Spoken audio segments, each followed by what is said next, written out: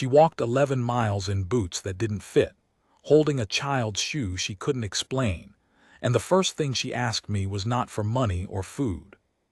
She asked if the work was honest. I've buried 2 wives and outlived 3 droughts on this land, and in all that time I have learned to read a person the way I read weather, by the small things, the things they don't mean to show you. The way a man's hands go still before he lies. The way a hungry person eyes the table and not the bread on it. I read her wrong. I want you to know that going in. Everything I'm about to tell you, I got wrong at the start, and the getting it wrong cost more than I'd like to say out loud. What I can tell you is this. A desperate woman came to my gate looking for work, and by the time the season turned, nothing on that ranch, least of all me, was standing where it had been. Stay with me. This one took me a long while to be able to say. The dog started barking before I saw her, and old Pete never barked at people.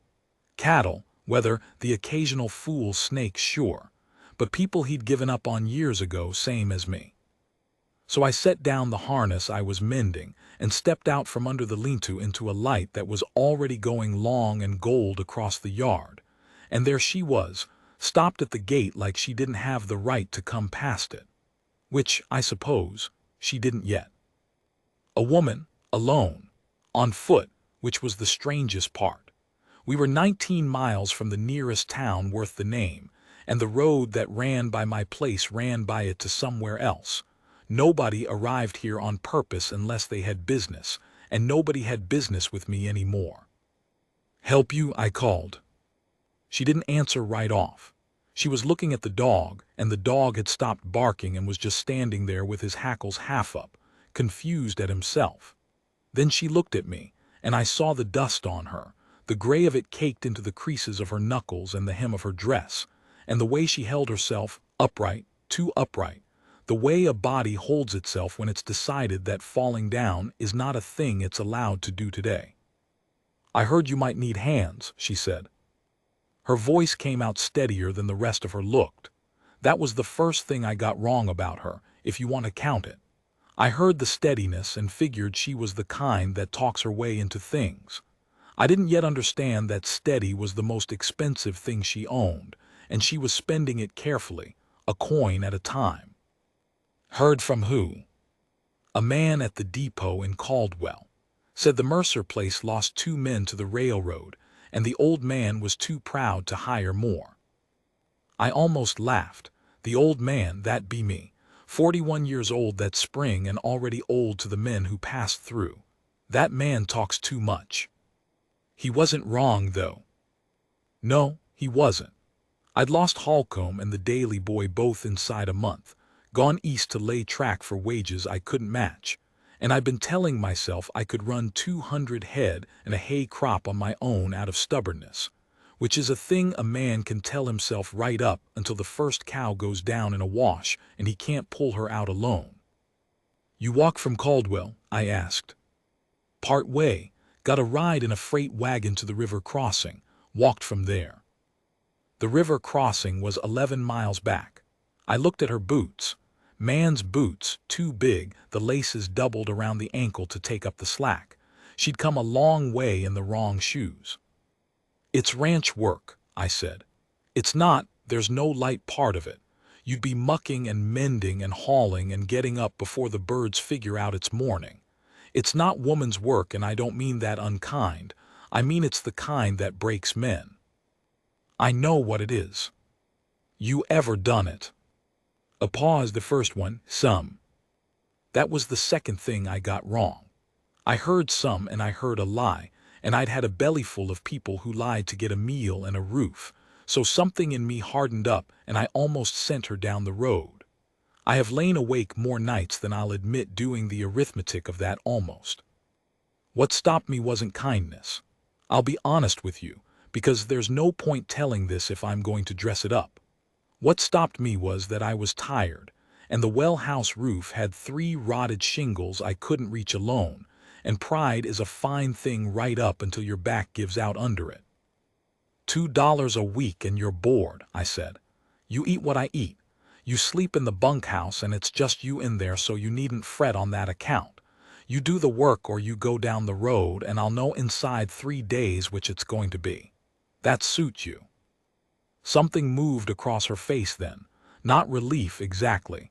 More like a person setting down a weight just far enough to shift their grip on it, knowing they'll have to pick it up again. "It suits me," she said. "Got a name?" "Ada." "Ada what?" "Just Ada'll do." I let that go. Plenty of people came west to be just one name. I was less than I'd been once too. "Mercer," I said by way of giving her mine. "Tom Mercer. That's Pete, and he won't bite you unless you're a coyote, in which case, God help you, you've got bigger troubles."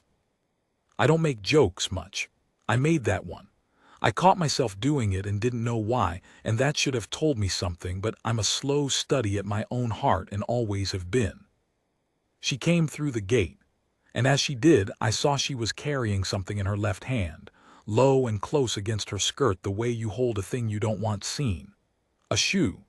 A child's shoe, small enough to sit in a man's palm, the leather of it soft and worn pale at the toe. I didn't ask. You learn not to ask out here. A person's reasons for arriving are their own, and a smart man knows that the worst thing you can do to someone running from something is make them turn around and look at it. But I noticed things. It's the one gift I've got, and it's a curse near as often, because once I notice a thing I can't put it back down. That night I wrote her into the book. I keep a book, kept one then, keep one still.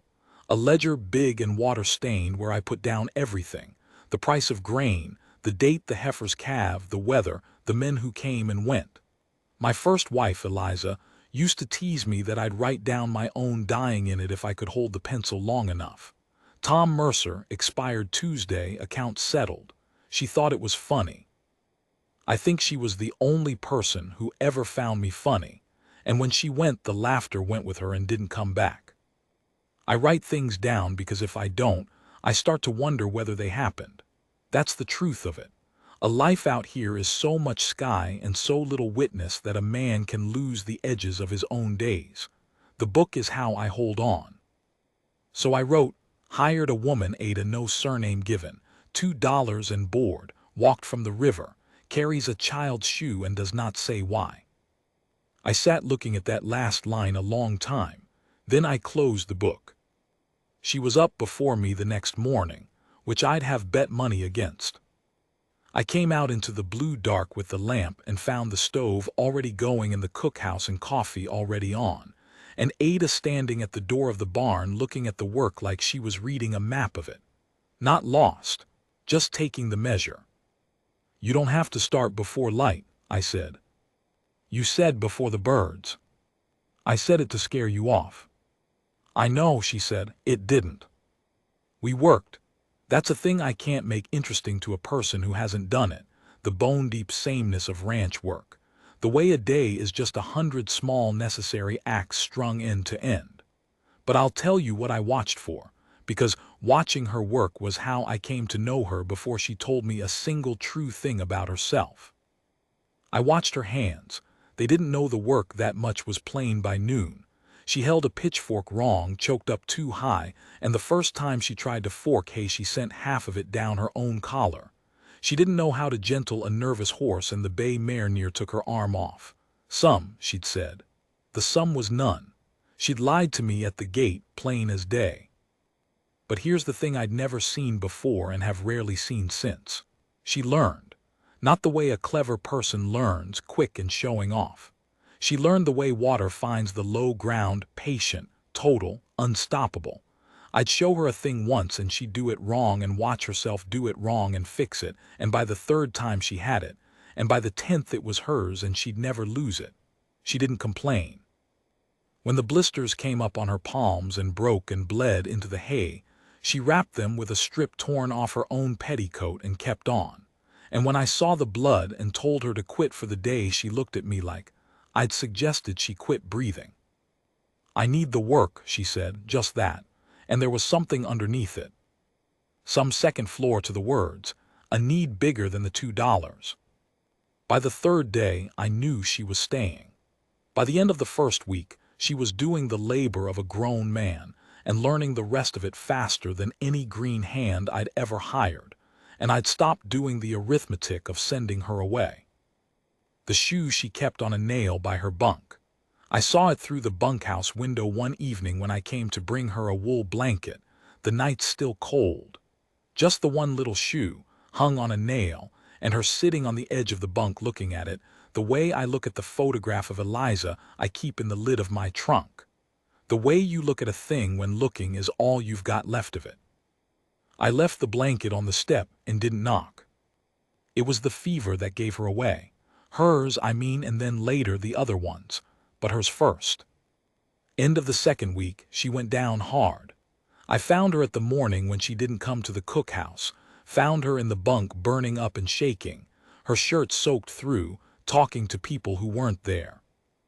I'm no nurse, but I've doctored enough sick stock and sick men to know fever when I see it, and this was the kind that kills the run-down and the half-starved, which she was both, because, I understood it then, standing over her, she'd been giving me a day's work on half a body's food, sending whatever she could spare somewhere else. I'd been feeding her plenty.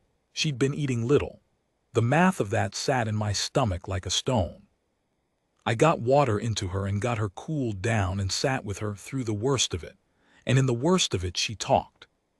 She talked to a child. Mind your sister now. I'll be back before the moon's up. You mind her, Sam, you're the big one. She talked to a man, and what she said to the man I won't repeat because it wasn't fear in it. It was a colder thing, and a man's got a right to keep the worst things he hears to himself. And she said a name over and over, two names, Sam and Lucy, and reached out for something in the empty air and her face when she couldn't find it was a thing I'll carry to my grave. The shoe, Lucy's shoe. I sat there in the gray light with the fever pouring off her, and I understood that I had hired a woman who'd left children somewhere, or lost them somewhere, and that everything she'd done since she walked through my gate, the silence, the working herself half to death, the food she wouldn't eat, was about getting back to them or getting them back, and that I had not asked her one true question because I'd been too busy congratulating myself on getting a roof fixed cheap. The fever broke near dawn. She came up out of it slow, and there was a moment, I saw it, when she didn't know where she was and her hand went to the empty air again, reaching, and then she found the world and her face closed up like a door. How long, she said. Her voice was a ruin. You've been down 2 days. 2, she tried to sit up and I put a hand on her shoulder and she let me, which scared me because Ada didn't let. I have to. There's a man comes through Caldwell first of the month. I have to send. Send what? Where? Ada, where are your children? I shouldn't have asked it that bare, but I'd been up 2 nights and I was frightened, and frightened men are clumsy. She went still. The whole of her went still in that way I'd seen at the gate, the upright that costs everything. And then, because she was too weak to hold it up, the upright failed just for a moment and the truth came out of her flat and quiet, no tears in it, which was worse than tears. With their father, she said. In Caldwell. He has them and he won't let me near, and the law's his cousin, so the law won't hear me, and the only way he'll let them go is money, more money than a woman earns in a year of $2 weeks, and he set the price thinking I'd never make it. She looked at the wall. He likes setting prices he thinks I can't pay. He's done it before. The shoe, 1 shoe. I understood it then. She had one of Lucy's shoes because she'd had time to grab one thing when she ran or was thrown out, and she'd grabbed the smallest thing, the thing that fit in a fist, so that wherever she went she'd have a reason to come back and a size to buy when she did. How much? I said. She told me. It was a number that closed my throat. It was near everything the ranch cleared in a good year, and we hadn't had a good year since before Eliza. That's why I needed honest work, she said, because I'm going to need to be able to say where every dollar came from. When I get them back, when there's a judge that isn't his cousin, I'm going to be able to say I earned it, every cent, scrubbing and hauling, ask the man I worked for. I'm not going to give him one thing to use against me. Not one. She finally looked at me. You can let me go now if you want. Most would. A woman who left her children. You didn't leave them. The law says I did. The law, I said, is your husband's cousin. We just established that. And something happened then that hadn't happened in my house in a long time. She laughed. It was a cracked, exhausted, half-a-second thing gone before it finished, but it was real, and it landed on me like the first warm day after a long winter, and I thought, oh no, Tom, not this. You old fool. Not this. I want to be careful here, because this is the part people get wrong when they hear it later.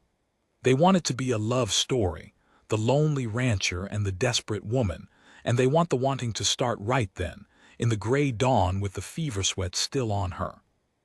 It didn't, or I won't lie in my own telling, maybe a seed of it did, but I knew enough to know what a low and shameful thing it would be to want anything from a woman who'd come to me with nothing but her labor and a child's shoe, who needed money the way a drowning person needs air. The last thing on God's earth she required was an aging man's heart making demands on her. So I took whatever it was I felt and I put it in a box and I sat on the lid, and I'd like to tell you I kept it there. I mostly did, for a while. What I did instead was arithmetic, the thing I'm good at. I got out the book that night and I ran the numbers, all of them, every dollar in and every dollar out, the herd I could sell down to the bone and still rebuild, the hay crop, the cost of 2 more men to bring it in faster so there'd be more to sell, and I sat there until the lamp guttered low, doing the only kind of caring I knew how to do, which is the kind you can write down in a column and add up at the bottom. And at the bottom of the column, I'll tell you what I found. I found that I could get her most of the way there. Not all. Most. By season's end, if the weather held and the price of beef held and I sold things I'd sworn I'd die owning, I could put most of that number in her hand. Most isn't all. Most wouldn't buy back 2 children from a man who'd set the price to be cruel. I sat with that, the gap between most and all. It was a small number, that gap, and it was the whole world. There was a way to close it. I knew the way the second I saw the gap, the way you know the answer to a thing before you let yourself say it. I could sell the south parcel, the river bottom, the 40 acres with the good water that was the only reason the Mercer place was worth anything at all, the land Eliza was buried on, under the cottonwood, where I'd told her I'd lie down beside her when my time came. Sell that and the gap closed.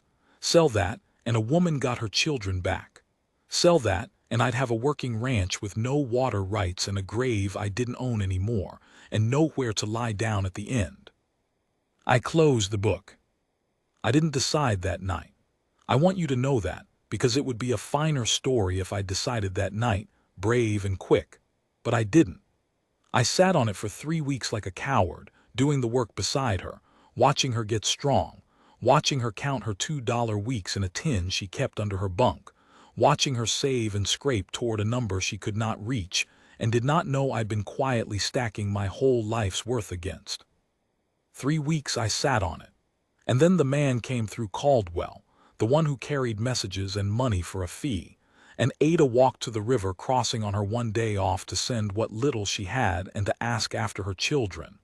And she came back at midnight in the rain, white as the moon, and she stood in my doorway dripping and shaking, and she said, "He's selling up. He's taking them to Oregon. He says if I want them I have until the first frost, and after that he's gone and I'll never." She didn't finish. She didn't have to. First frost. Out here that's 6 weeks, 8 if you're lucky. Not a season. Not the time I'd budgeted, the slow, careful sell-down that kept my land whole. 6 weeks. I stood up from the table. I went and got the book. And I opened it to a clean page, and I wrote 3 words at the top, and then I turned it around so she could read them by the lamp, because I have never in my life been able to say the important things out loud, only write them down. What I wrote was, "Sell the South." She read it, she didn't understand. The South what? The river parcel, the bottom land. My voice came out rough. It's worth the gap, the whole gap and then some. We sell it inside the month, you have it all by the first frost, all of it. You go to Caldwell and you put it in front of even a crooked judge and there's not a thing he can do, because the law that loves money loves it no matter whose hand it's in. She was shaking her head before I finished. No, no, that's the water, that's the hold, Tom, that's everything. You can't run this place without. I know what it is. Then you know I can't let you. You're not letting me do anything. It's my land. And here's the moral and emotional weight of it, the heavy thing, the choice I'd been sitting on for 3 weeks like an egg I was afraid to hatch. My wife's buried on that parcel, under the cottonwood. I always meant to lie down there beside her. I watched that land in her face. I'm telling you so you'll understand what it is and not say yes to it lightly. And then I'm telling you it doesn't change my mind. Some things a man owns. Some things just own him. I've figured out which the south parcel is, and it's the second kind, and I'm done being owned by 40 acres when there's 2 children in Caldwell about to be hauled to the far side of the country. She was crying now. Ada, who I'd never once seen cry, who'd bled into the hay without a sound. She put her ruined working hands over her face and cried like the breaking of something that had been held too long, and I stood there and didn't touch her, because it wasn't mine to do. And after a while she got herself back and she looked at me over her hands with her eyes streaming, and she asked the only question that mattered, the same question she'd asked at the gate 6 weeks before. The question that turned out to be the only one she ever really asked anybody. Is it honest, she said, if I take this, will it be honest what I did to get them back? And I thought about that. I owed her a true answer. She'd never given me a single false one after that first sum at the gate, and I'd lied to myself enough for the both of us. It'll be the most honest thing either of us ever did, I said. The buyer's name was Renner, and he came in a buggy with brass fittings, and the first thing he did was step down into my yard and not look at the house. That told me everything. A man buying a place looks at the house, measures it with his eyes, imagines his own boots on the porch.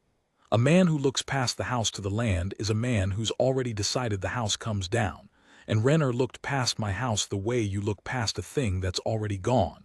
He looked at the river. He looked at the cottonwood standing over the bottom in its last gold leaves, and I watched him not see the grave at its foot, and I had to put my hand on the gatepost a moment. 40 acres, river frontage, the good water, he said, like he was reading it off a list, which I expect he was. I'll be honest with you, Mercer. You're selling the only part worth buying. I know what I'm selling. Most men in your spot would sell the whole and start over somewhere cheaper. I'm not most men, and I'm not starting over. I'd practiced not letting my voice do anything. It mostly held. You want the south parcel or not? I've got a frost coming and not much patience for a man who admires a thing before he buys it. He named a price. It was low, lower than the parcel was worth, low the way the husband's price for 2 children was high, both of them men who set numbers to suit themselves and called it business. And I'll tell you what I did, because it's the part I'm least proud of and the most. I took it. I didn't haggle. I had 6 weeks and a woman counting days in the bunkhouse and a buyer who knew I had no time, and haggling is a luxury of men who can walk away from the table, and I couldn't walk away from anything anymore. So I took his low number, and we shook on it, and his hand was soft and dry and mine was not, and the deal that took me 20 years to build, and 1 bad season to knead was done in the time it takes to boil coffee. He drove off to fetch his lawyer and his money. I stood in the yard a while. Then I walked down to the cottonwood. I don't pray. Eliza prayed enough for the both of us when she was living, and I never picked up the habit after, the way you don't keep a fire going for a person who's left the room. But I went down to where she was, under the tree, where the river talks to itself all night, and I sat on the grass with my hat in my hands, and I did the closest thing I've got to praying, which is to talk to a person who can't hear me as if she could. I'm selling you, I said. I want you to know I'm not throwing you over. I always meant to come lie down here, you know that. We talked about it that summer your cough was bad, we picked the spot. The leaves moved. But there's 2 little ones in Caldwell about to get hauled to Oregon by a mean man, and I've got the means to stop it, and the means is you. Is this ground. And I have turned it over every way a man can turn a thing over, and I keep coming back to the same place. I rubbed my thumb across the brim of my hat. You'd have done it before I finished asking. You'd have been ashamed of me for taking 3 weeks. So I'm taking the 3 weeks worth of shame and I'm doing the thing anyway. And when I die, and it won't be here now, it'll be up on the dry ground with no tree. I'll just have to find you the long way round. That's all, that's the whole of it. A man talking to the dirt.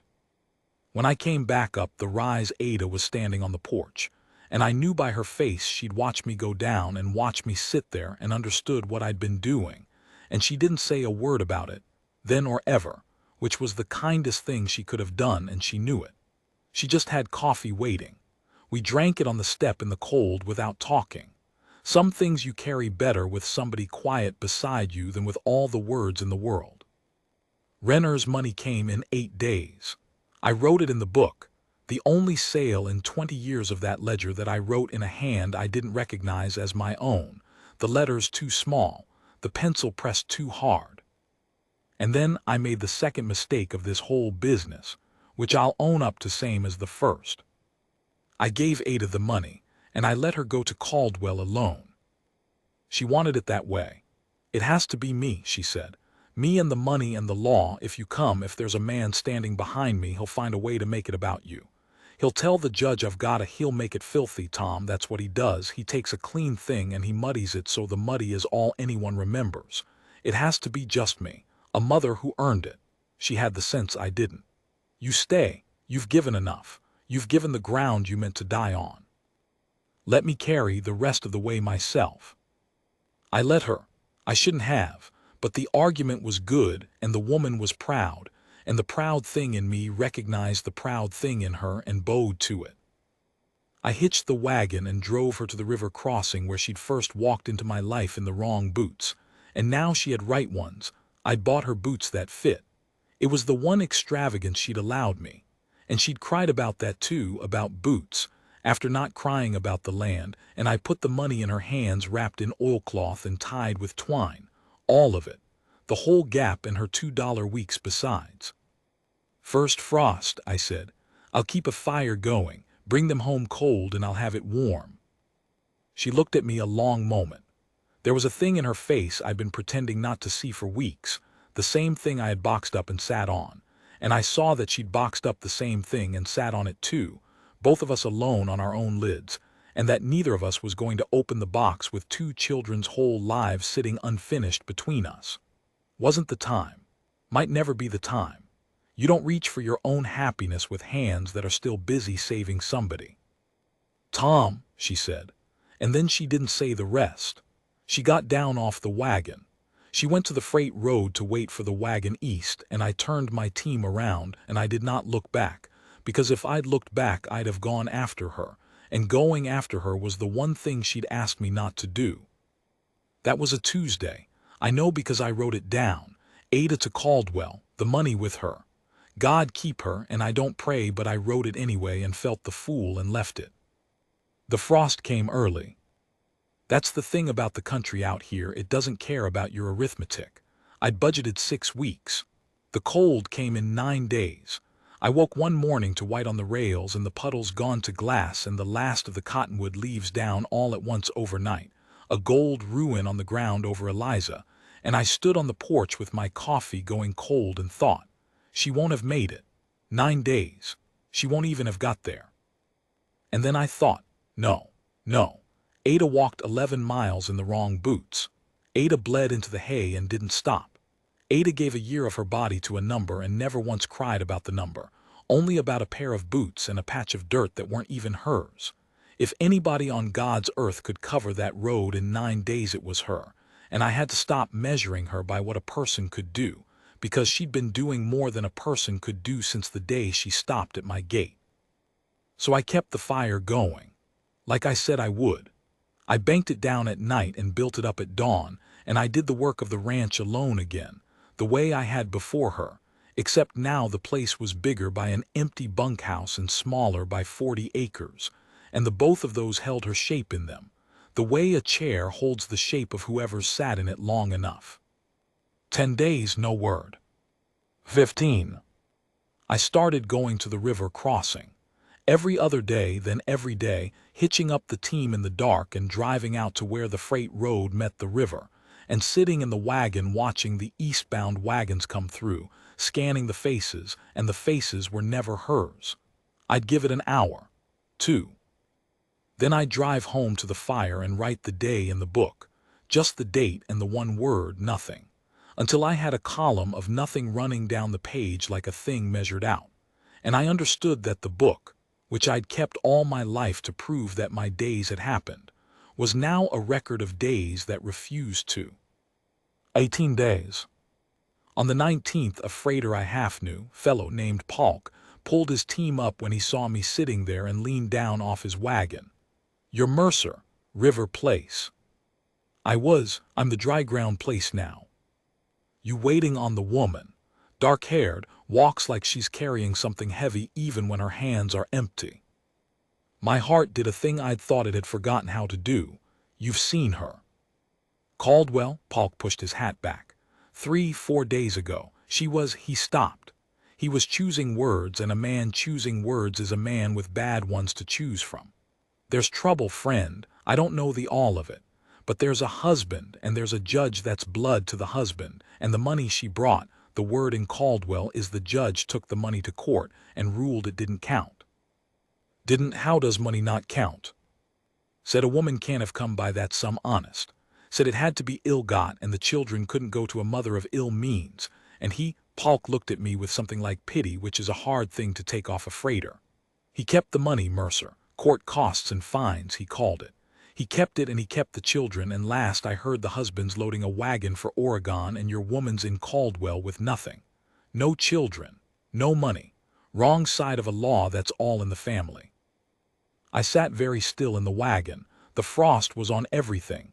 The team stamped and blew. "When's he leave?" I said. "The husband, Oregon." "Soon, days, maybe gone already." I turned the team for home, and then I didn't go home. I went the other way, east. Toward Caldwell, toward a crooked judge and a mean man, and a woman who'd been right that the law that loves money loves it in any hand, right except for the one thing she couldn't have known, that a man crooked enough will rule the money itself a crime sooner than let it do good, because cruelty isn't a means to him. It's the whole point. The price is set high, and the verdict's set to suit, and the children kept not because they're wanted, but because keeping them hurts the one who wants them more. I told her it'd be the most honest thing either of us ever did. I'd been wrong about that the way I'd been wrong about everything at the start. Honesty wasn't going to be enough. Honesty was the thing they were using against her. I won't pretend the drive to Caldwell was anything but the worst hours of my life, so I'll skip them. The cold and the dark and the team near foundering, and the things a man thinks alone on a road at night with everything lost. I got there in the gray of the second morning. I'd never been. It was bigger than I'd pictured and meaner. A railroad town with money in it and the smell of money's leavings. And I asked at the depot for the judge's name and the husband's name and got both. And the man who gave them to me looked at me like I was a fool walking into a thing I didn't understand, which I was. I found Ada first, before the judge, before the husband. I found her because Polk had told me where the cheap rooms were, and there's only the one kind of place a woman with nothing stays, and she was sitting on the edge of a rented bed in a room the size of a stall, and on the floor in front of her, lined up in a row, were the $2 weeks. The tin emptied out, coins in stacks. She was counting them. Counting the nothing she had left, over and over, the way I'd written nothing in the book over and over. Two people measuring out an absence because measuring is the only thing the hands know to do when the heart's got nothing to hold. She looked up and saw me in the door, and her face. I had braced for her to be broken. She wasn't broken. That's the thing I keep coming back to, all these years later, the thing about her I still can't get to the bottom of. She looked up at me out of the wreck of everything, robbed by the law and beaten by a man's own bloodkin in a black robe, her children days from gone forever, sitting on a floor counting coins that added to nothing, and what was in her face was not broken. It was furious, And under the fury, holding it up the way the bones hold up the body, was that same thing from the gate, steady. She was spending it down to the last coin, same as the money, but it wasn't gone. She had a little left. She always had a little left. I think she'd have had a little left at the very end of the world. "You came," she said. "I asked you not to." "I'm a poor listener. Ask anybody." "There's nothing here for you to fix, Tom. He took it. He took all of it and made it dirty in the taking, and there's no court above his court in this town. I've lost.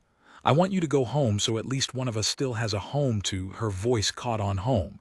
She steadied it, coin by coin. "Go home." I came in and I sat down on the floor across from her, an old man's knees cracking, among the little stacks of coins. I picked up the child's shoe.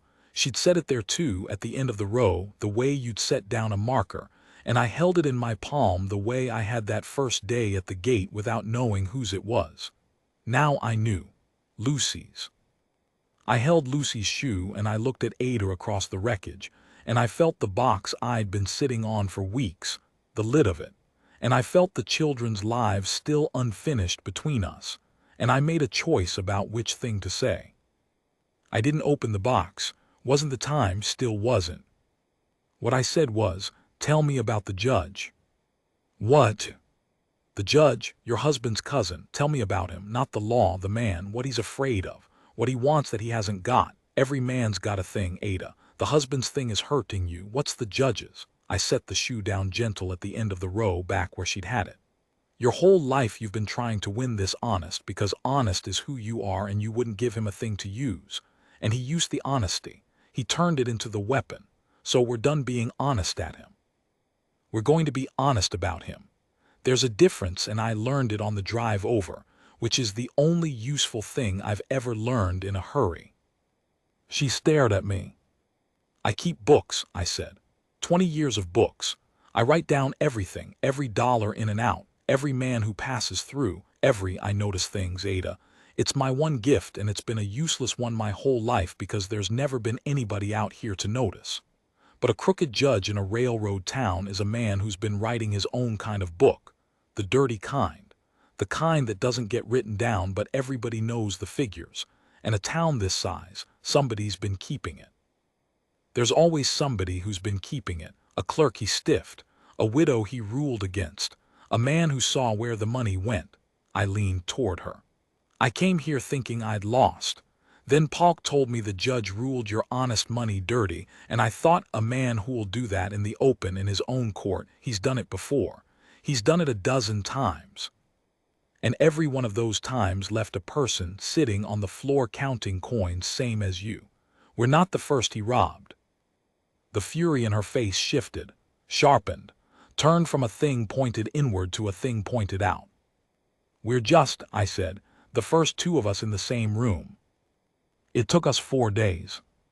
4 days in Caldwell, the husband's wagon half-loaded in a yard across town, the frost hard every morning, and the two of us going door to door, Ada and an old rancher who'd sold the ground he meant to die on, finding the others. And there were others. There are always others. The clerk the judge had broken. The 2 widows. The freighter who'd seen the money carried out the courthouse back door and into the judge's own house, and had said nothing for 2 years because who'd believe a freighter? A storekeeper with a ledger of his own, debts the judge had called in crooked, who when Ada laid it out for him plain got a look on his face I knew, the look of a man who keeps books and has been waiting his whole life for somebody to notice what's in them. We were building a case. Not a legal one, there was no court above his court, Ada had that right. We were building the other kind. The kind you carry to the territorial circuit judge who comes through twice a year and isn't anybody's cousin. The kind you carry to the newspaper in the next town that hates this town. The kind that, once it's written down and witnessed and added up at the bottom, can't be unwritten. On the 4th day we had it. 10 people, a clerk's records, a storekeeper's ledger, a freighter's word, and a widow's. Enough, more than enough. And the circuit judge was due through in 11 days, and the newspaper man was already interested, and for the first time since Polk leaned down off his wagon I let myself believe. I was wrong too. I should have known by then that the country doesn't care about your arithmetic, and neither do mean men. Because on the fourth night, while we sat in the storekeeper's back room with the case spread out and witnessed, a boy came running with the news that turned the whole thing to ash. The husband hadn't waited 11 days for any circuit judge. The husband was leaving in the morning, at first light, the wagon was loaded, the children were in it. And 11 days of justice does a person, no good at all against one night's head, start to Oregon. There's a thing that happens to time when everything's about to be decided. It goes thin. The 4 days of finding witnesses had run together like water, but that last night, the night before first light, that night had edges on it. I remember every hour of it the way you remember the few minutes after you've fallen and before the pain arrives, each second standing up separate and clear. We stood in the storekeeper's back room, the case spread out on the table between us. The clerk's records, the ledgers, the witnessed words, 11 days short of being worth a thing, and we looked at each other across it, and we both did the arithmetic at the same time and got the same answer. The case would win. In 11 days, before a circuit judge who was nobody's cousin, the case would break the crooked judge and shame the town and likely put the husband's cruelty in a newspaper for the whole territory to read. It would win. And it would win 11 days too late, to children already 3 days gone up the Oregon road. We can't have both, Ada said. She said it flat, the way she said all the hardest things, the steadiness spent down to the bare metal of it. If I go after the wagon in the morning, I've got nothing but my own 2 hands and a man who's got the law and a head start. If I stay for the case, I win the case and lose them. She put her ruined hands flat on the table over all that paper. I spent a year being honest. I spent your land. I spent every coin. And it comes down to the same place it started. A mother on a road with nothing, going after her children with no more than what she can carry. I looked at the case on the table.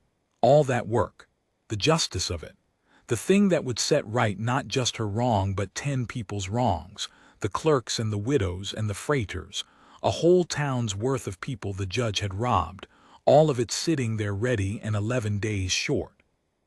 And here is the heavy choice, the heaviest one, heavier than the land, because the land had only cost me.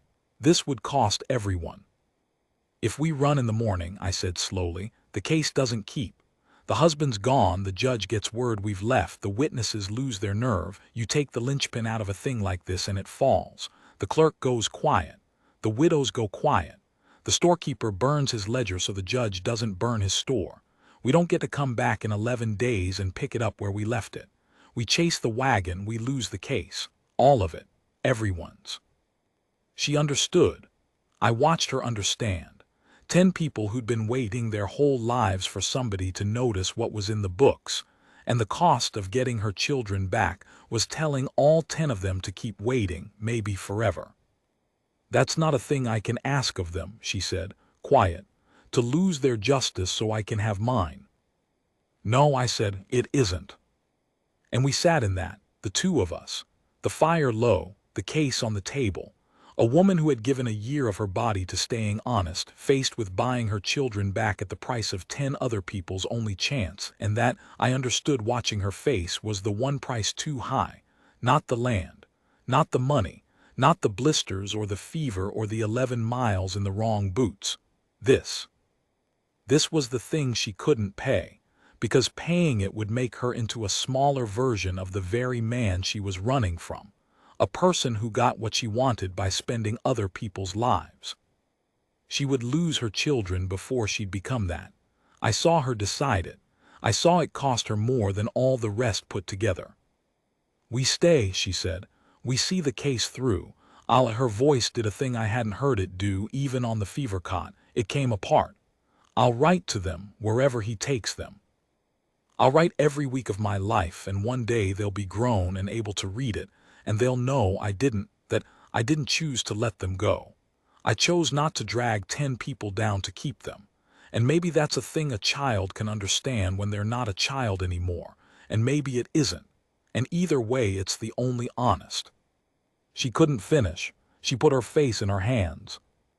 And the storekeeper, who'd been standing in the doorway the whole time with his ledger of crooked debts under his arm, who'd lost more to that judge than near anyone. The storekeeper cleared his throat. "Ma'am," he said, "we've been robbed for 2 years and we'll keep 2 more weeks." She looked up. "Case keeps," he said. "We'll make it keep. Me and the clerk and the widows, we waited this long because there wasn't 10 of us in a room together, and now there's 10 of us in a room together, and 10 don't scare off the way one does." He set his ledger on the table next to the rest of the case, a man laying his hardest thing down on purpose. "You go get your young ones. We'll mind the case till the circuit man comes. And if your husband's wagon's a piece of why the circuit man hangs the judge, well." Something hard and satisfied moved in his face. "All the better. You bring your children home and you bring 'em through Caldwell on the way and let the judge see what his crookedness bought, a mother that beat him anyhow. I have kept books 20 years to prove my days were real. I'll tell you, I didn't need the book for that one. That one I'll carry without writing it down. We went after the wagon at first light. Both of us. She'd stopped telling me to go home somewhere in the last 4 days, and I'd stopped offering to. The husband had maybe 3 hours start, but a loaded wagon makes poor time and a man fleeing makes worse, because a fleeing man keeps looking back, and we had my team rested, and a freighter's directions, and the cold hard road that takes a galloping horse better than a creeping wheel. We caught the dust of him by mid-morning and the wagon itself by noon, stopped at a ford where the loaded wheels had bogged in the frozen mud, the husband down off the box and red-faced and hauling at the team, and in the back of the wagon, between a trunk and a roll of canvas, 2 faces. A boy maybe 7, holding a little girl who couldn't have been 5, the girl with her face pressed in the boy's shoulder and the boy with his chin up, the same chin up I'd seen on a woman at my gate. "You mind her, Sam. You're the big one," and the boy was minding her. The boy had been minding her this whole long way. And when the girl heard the second wagon and lifted her face and saw who was on it. I won't tell you what the child did. Some things aren't mine to put in a book. A man's got a right to keep the holiest things he ever saw to himself. And that was the holiest, the little girl's face when she saw her mother on the road, and I'll keep it. The husband turned. He saw Ada. And I watched a thing happen that I'd been wrong to expect would be a fight because I'd pictured a confrontation, a reckoning, the mean man and the wronged woman, words and maybe worse. It wasn't that. It was smaller and stranger, and it told me the whole truth of him at last. He looked at Ada, and then he looked at me, an old man, plainly her ally, plainly come a long hard way, and then he looked back at the bogged wagon and the road to Oregon, and the children he'd been hauling not because he wanted them, but because keeping them hurt her. And I watched the arithmetic go across his face the same as it had gone across mine in the lamplight weeks before, except his arithmetic was a small mean sum. 2 children were a great deal of trouble to a man running to a new country. They were worth keeping only so long as keeping them was a knife in their mother. And here was their mother, on the road, not broken, not begging, furious, steady, with a witness beside her and a case waiting behind her, and the knife had stopped cutting. She'd stopped bleeding for him. And a cruelty that isn't bleeding anybody is just weight in the back of a wagon you've got to haul up the Oregon road. "Take them then," he said. "That's all, take them then. The way you'd put down a thing you'd only been carrying to spite somebody who'd quit watching. No reckoning. No justice in it, even.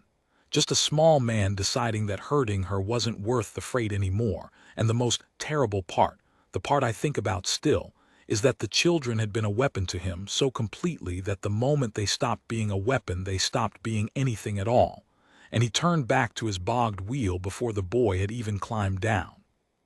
Ada didn't say a word to him. She'd spent a year of words on judges and clerks and a number she couldn't reach, and she had none left for the man himself, and that silence was the loudest thing in that cold ford. She just held up her arms. The boy lowered the girl down to her first. "Mind your sister."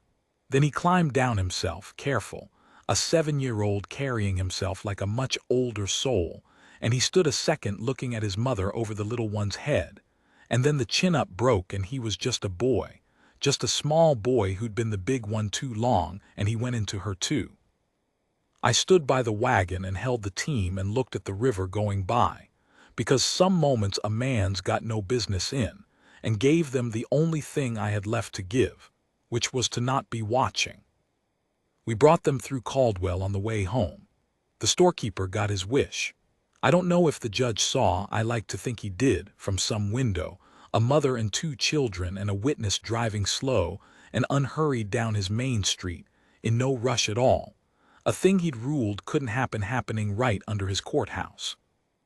11 days later the circuit judge came through, and the case the 10 of them had kept warm broke that crooked man like a dry stick, and it was in the newspaper, and Ada's name was in it, a local woman wronged, and I cut that page out and pressed it in the back of the book where I keep Eliza's photograph, the 2 of them together now, the wife I lost and the woman well, I said at the start I'd be honest, so I'll finish honest.